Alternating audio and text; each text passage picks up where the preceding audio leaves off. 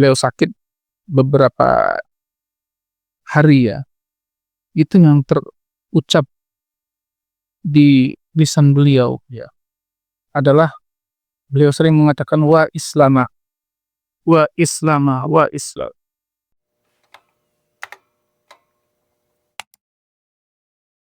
Bismillahirrahmanirrahim. Assalamualaikum warahmatullahi wabarakatuh. Alhamdulillah wassalatu wassalamu ala Rasulillah wa ala alihi wa ashabihi wa man tabi'ahum bi ihsan ila yaumil qiyamah. Ikhwanu fiddin, asyhadakumullah. Ada abad ke-6 tahun 600-an Hijriah, itu kan terjadi invasi besar-besaran dari bangsa Mongol ya. Orang-orang Cina daratan menyerbu dunia Islam. Walaupun mereka sebenarnya bukan hanya menyerbu dunia Islam ya.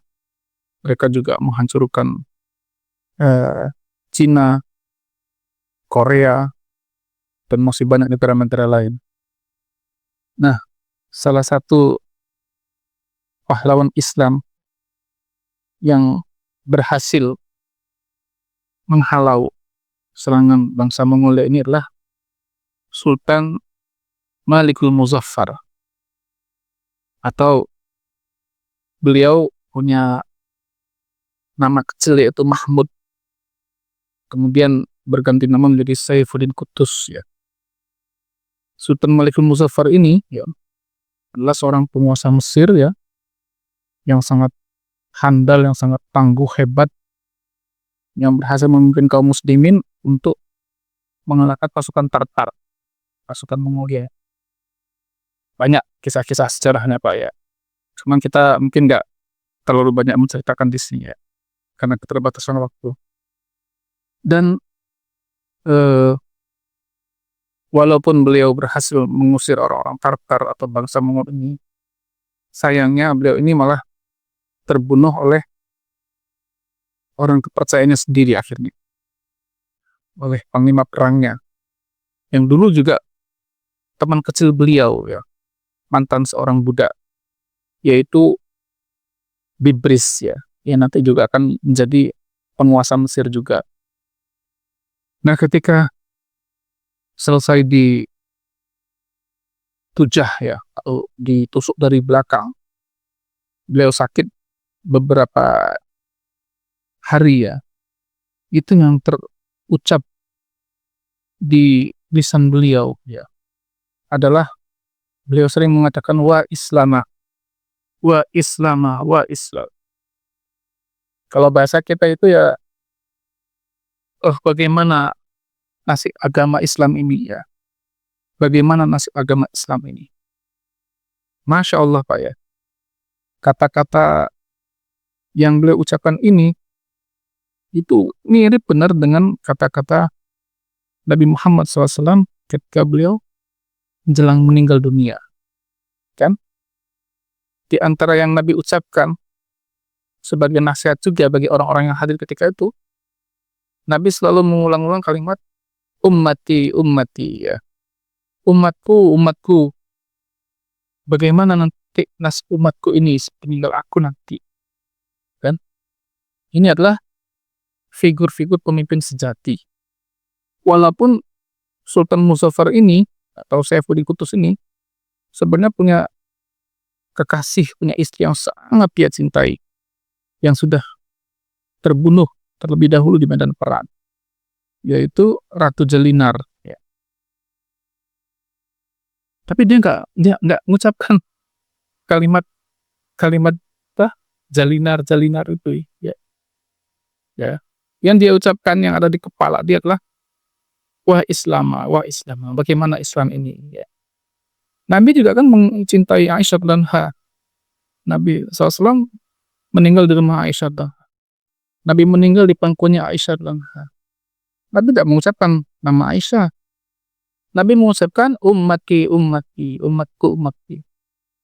Inilah konfidin, asyhadakumullah, figur-figur pemimpin-pemimpin sejati ya, figur-figur orang-orang yang mengemban amanah berat untuk menjaga Islam. Allah kan telah berfirman dalam surah Asy-Syura ayat yang ke-13. Syara'a lakum minad dini ma wassa bihi Nuha walladzi auhayna ilaika wa ma wassayna bihi Ibrahim wa Musa wa Isa an aqimud din wa la tatafarraqu fihi. Kabura 'alal musyrikina ma tad'uuhum ilaihi Allahu yajtabi ilaihi man yasha wa yahdi ilaihi man yunib. Telah disyariatkan bagi kalian kaum muslimin dari agama ini apa yang telah Allah wasiatkan kepada Nabi Nuh alaihissalam, dan kami wahyukan pula kepada engkau wahai Muhammad SAW, dan kami wasiatkan juga kepada Ibrahim, Musa dan Isa alaihi wassalatu wassalam, an aqimuddin, hendaklah kalian semua itu menegakkan agama ini, wala tatafarraqu fihi, dan jangan berpecah belah dalam agama ini. Sungguh amat besar perkara yang kalian seru dalam agama ini bagi orang-orang musyrik, maka Allah akan memilih siapakah yang akan mengembannya, dan Allah memberikan hidayah kepada siapa yang mau kembali kepadanya. Ya. Jamaah Allah, wan sekalian, ayat ini berisi tentang wasiat Allah Subhanahu wa taala kepada 5 nabi pilihan. Sering kita menyebutnya dengan ulul azmi, orang-orang yang punya tekad yang kuat. Ya. Dari 20 nabi dan rasul itu, yang paling mulia agung itu adalah 5 nabi pilihan ini. Nabi Nuh alaihissalam, kan yang berdakwah kepada umatnya 950 tahun. Nabi Ibrahim alaihissalam, kan yang mendakwahkan kaumnya, dan hampir tidak ada yang beriman di awal dakwah itu kecuali hanya 2 orang. 1 istrinya, 1 budaknya. Wanita semua lagi, Pak. Kemudian Nabi Musa alaihissalam, ya kan, berjuang melawan raja yang kafir, yang ngaku dari Tuhan, yang zalim. Nabi Isa alaihissalam, ya, yang punya murid 12 orang. Nah, kemudian dikejar-kejar pasukan Romawi, ya, mau dibunuh.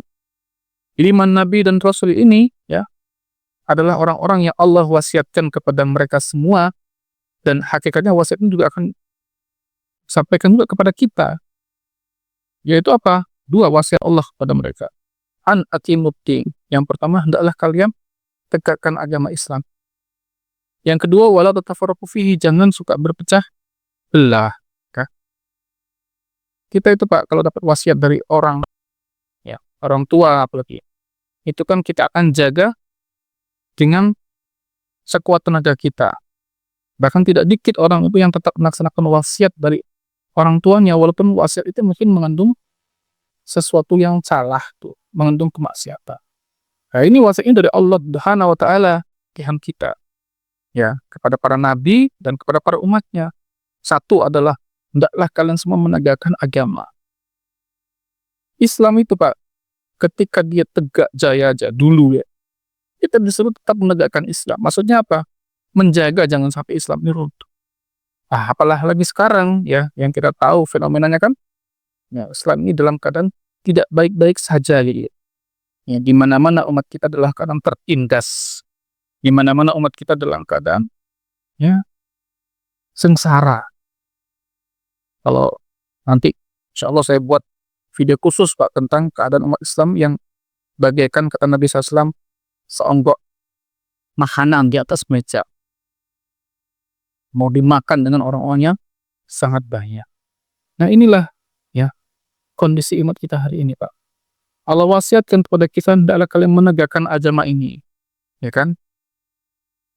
Bapak-bapak, wan sekalian, para akhwat, apapun profesi kita, ya, mau jadi guru, mau jadi pedagang, mau jadi aparat, mau jadi dokter dan macam-macam, hendaknya semuanya kita tuh menanamkan pada jiwa kita bahwa saya akan menegakkan Islam dengan sesuai kapasitas kita, ya kan?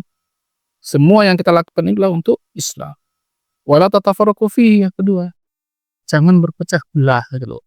Kenapa? Ya karena Islam ini akan menjadi lemah karena umatnya mudah terpecah belah, mudah terprovokasi.